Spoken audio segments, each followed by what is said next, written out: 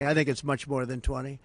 Our country is being invaded because of incompetent people like Kamala that doesn't want to do one interview. She does one softball interview with CNN.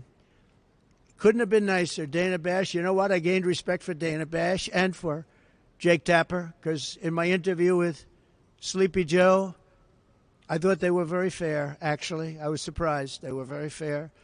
I'm going into very hostile territory shortly on a debate with ABC, George Slopadopoulos and that group. And ABC, I think, is the worst of everybody. I think they're the worst. They're the nastiest. They're as bad as you can be. They're worse than NBC, which is saying a lot. And we have something coming. And the reason I'm doing it is because that's the only one that she would do it with, because her best friend is the head of ABC or ABC News, and her husband's best friend is married to that one.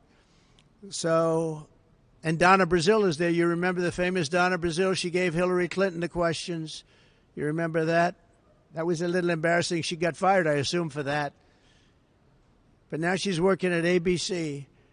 So I said, I'll do it anyway, because even if she knows the answers and knows the questions, I don't think she'll be very good. And this is not what our country wants. And I feel I have an obligation to do it. And she'd never stand up here like this and give a news conference and speak about what's happening with the weaponization of our justice system. This is the weaponization of justice at a level that nobody's ever seen in this country before. We've never seen it. You see it in third world countries, you see it in banana republics, but you don't see it in the United States of America, and it's a very sad thing.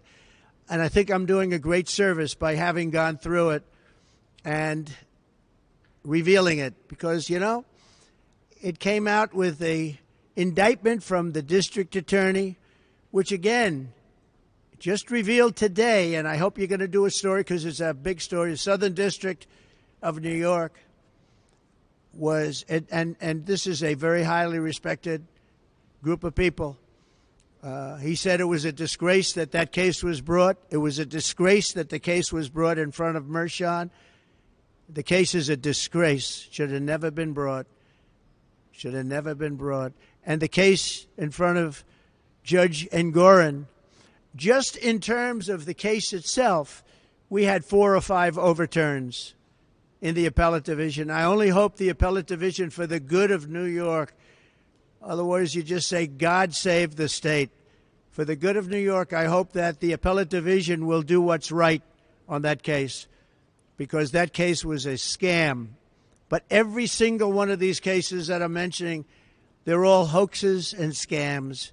No different than Russia, Ukraine, the impeachment hoax number 1, impeachment hoax number 2, all these things that we won. We won them all. But it takes time, it takes effort. And they're at it again. But this time, what they're doing is they're hitting us as hard as possible.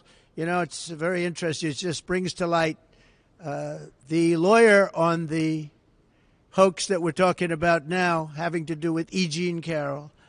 She said, the way to defeat Trump is go after him civilly as often as possible, make his life miserable, sue him all the time, keep him in court, and let him spend a fortune. That's the lawyer I have in the E. Jean Carroll case. And that's exactly what they've done. The only thing I can say that's good about it is the public understands.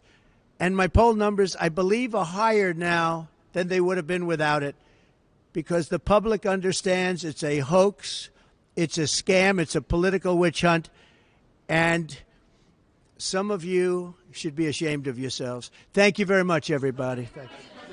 Mr. President.